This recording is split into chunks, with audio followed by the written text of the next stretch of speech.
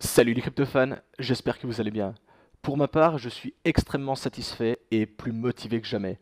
En effet, ma série Tout savoir sur les masternodes semble vous intéresser énormément et vous aide de plus en plus à me rejoindre sur Twitter et sur ma chaîne YouTube. C'est vraiment très motivant pour moi et cela me pousse à continuer sur cette voie. Donc merci à tous. Au passage, n'hésitez pas à partager mes vidéos, laisser des commentaires et des pouces bleus. Le YouTube Game Crypto étant minuscule, il est difficile de se faire une place parmi les grands. Concernant le sujet de cette vidéo, ma vidéo de présentation du Home Bulwark semble avoir suscité des vocations ou des interrogations sur cette crypto, et il était donc pour moi impossible d'envisager de vous parler aujourd'hui d'autre chose que du Bulwark et ses masternodes. Si les cryptos anonymes ne te font pas peur, que tu cherches à faire des carabistouilles sur les internets, tu as frappé la bonne porte.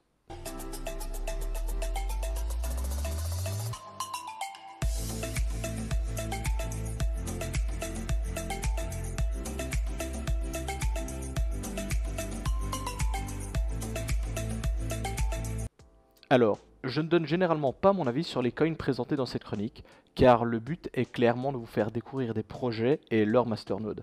Mais dans notre cas, une chose que j'apprécie énormément chez Bulwark, c'est l'autodérision et le côté terre-à-terre qu'apporte l'équipe par rapport au reste du crypto world.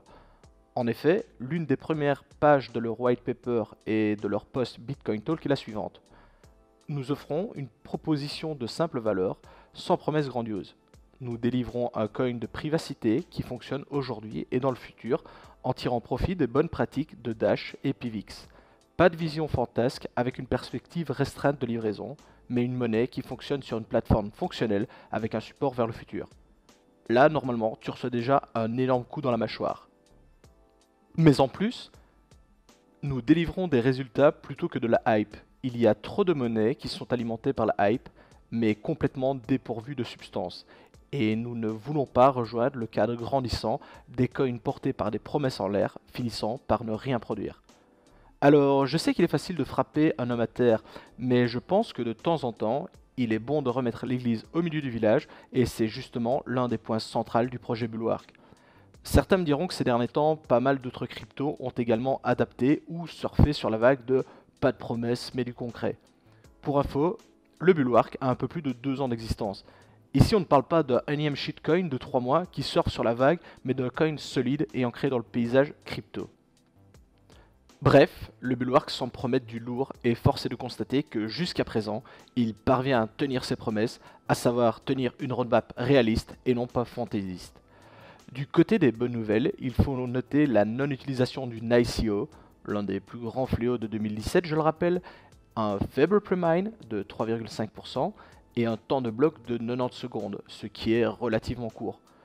Mais l'une des plus grandes nouveautés apportées par le projet pour l'époque, et j'insiste bien sur le pour l'époque, est clairement le lancement du coin avec une phase de soft launch. Pour ceux qui ne seraient pas familiers avec les termes utilisés par les mineurs, un soft launch est simplement le fait de distribuer petit à petit de plus en plus de récompenses par bloc. Et ce, pour éviter que les mineurs qui minent les premiers jours ne se remplissent les poches en très peu de temps. Ici, l'équipe du Bulwark a voulu éviter l'un des problèmes du lancement du Dashcoin, à savoir qu'en quelques jours, les premiers mineurs avaient miné pas loin de 15% de la totalité des Dash disponibles. Alors, de nos jours, un soft launch semble être un passage obligé et indispensable pour bon nombre de teams. Cependant, lors du lancement du Bulwark, ce n'était pas chose courante.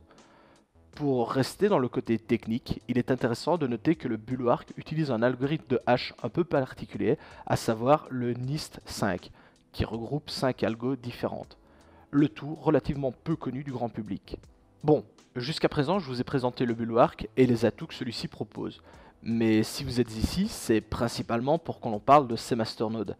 Et comme pour sa partie technique, le Bulwark envoie du très lourd.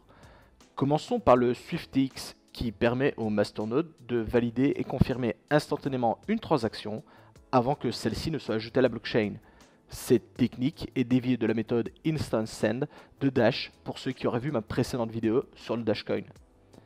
Nous avons aussi la possibilité de mixer les coins ensemble afin qu'une transaction qui transite par votre node devienne pratiquement anonyme. Et également, comme pour le Dash, les détenteurs d'un masternode Bulwark se voient offrir un droit de vote sur l'orientation et le budget du projet.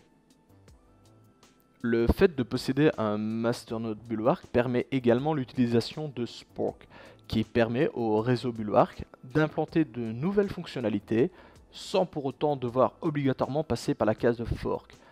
Et pour finir, si vous avez vu ma vidéo d'unboxing du HomeNode, vous aurez dû voir apparaître le logo du réseau Tor. En effet, les masternodes Bulwark peuvent être directement lancés depuis une adresse Tor, ce qui a pour effet de renforcer le réseau Tor et ainsi sa sécurité et son anonymat. Il existe encore de nombreux avantages de posséder un masternode Bulwark, car la liste est très longue, mais les principaux avantages sont ceux que je viens de vous donner ici et que je viens de détailler. Bon, passons maintenant au cœur du sujet, à savoir le masternode en lui-même. Il vous faudra un total de 5000 Bulwark pour pouvoir lancer votre propre node, ce qui représente au cours actuel pas loin de 3000 €. En effet, toutes les bonnes choses ont un prix. Avec pas loin de 1500 nodes à son actif, plus de 56% des Bulwark en circulation sont actuellement bloqués dans les masternodes, ce qui assure suffisamment de liquidité que pour être échangé, tout en n'en ayant pas trop pour éviter les dumps massifs. Le retour sur invest n'est pas loin des 100% et tend à se stabiliser de plus en plus. Force est de constater que le Bulwark a de solides arguments pour lui. Pour conclure, avec une position de 405e au classement CoinMarketCap, le Bulwark a encore tout à prouver, et bien qu'avec de très solides arguments, va-t-il y arriver? À vous de voir.